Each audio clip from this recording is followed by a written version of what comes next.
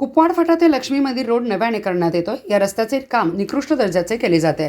गेली 4 वर्षे निवेदन देऊन आंदोलन करून रस्त्याची मागणी या भागातील नागरिक व युवराज शिंदे सातत्याने करतात।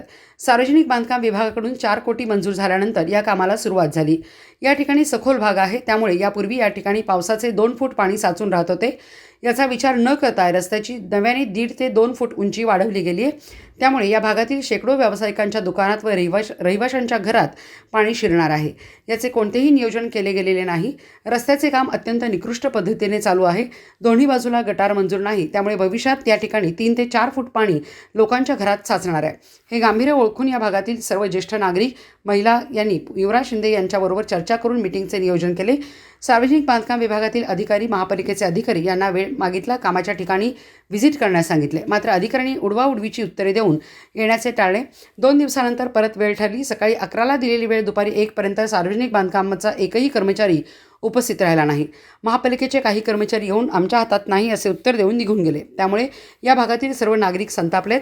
संबंधित सर्व अधिकाऱ्यांनी याची दखल घ्यावी, अन्यथा रस्त्याचे काम बंद करून परत रास्ता रोको करण्याचा इशारा संभाजी ब्रिगेडचे जिल्हाध्यक्ष युवराज शिंदे यांनी दिला। यावेळी श्रीकांत पाटील यांनी टेक्निकल गोष्टी मांडल्या, महिलांनी आपल्या भावना व्यक्त केल्या।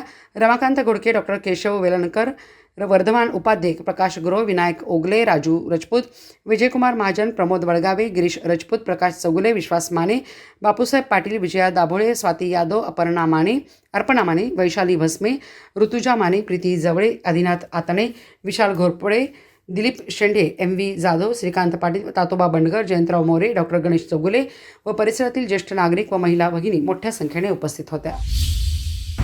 आपल्या इथं कुपवाड फाटा ते लक्ष्मी मंदिरचं रोडचं काम चालू आहे। पावसाळ्यामध्ये कुपवाड फाट्याच्या गटरमधून पाणी ओव्हरफ्लो होऊन या रस्त्यावरती प्रचंड प्रमाणात पाणी येत होतं। त्यासाठी PWDचा रस्ता मंजूर आहे म्हणून त्या रस्त्याचं काम चालू आहे।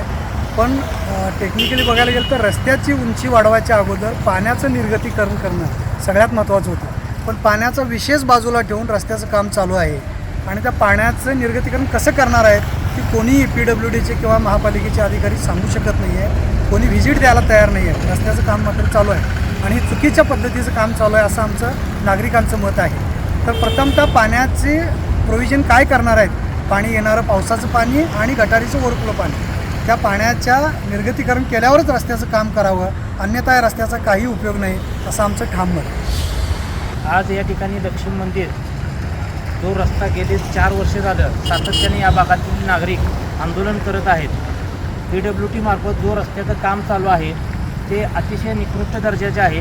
गेले 4 दिवस मिरजकर साहेब असतील, मुजावर साहेब असतील, पोळ साहेब असतील, या सार्वजनिक बांधकामातील अधिकाऱ्यांना फोन करून आम्ही वेळ घेत होतो। आजही या भागातील सर्व ज्येष्ठ नागरिक, सर्व महिला वर्ग मोठ्या प्रमाणात उपस्थित आहे, तरीही कोणी व्हिजिट दिलेली नाही आहे। आमचं काय म्हणणं आहे हेही ऐकून घेतलेलं नाही आहे। महापालिकेचा कुठलाही अधिकारी आलेला नाही, त्यांनी वेळ देऊनसुद्धा आज उपस्थित राहिलेले नाहीत। यापुढं जे रस्त्याचं काम चालू आहे अशाच पद्धतीने जर काम होणार असेल आणि आता नागरिकांना त्रास होणार असेल तर यापुढे रस्त्याचं काम बंद पाडलं जाईल।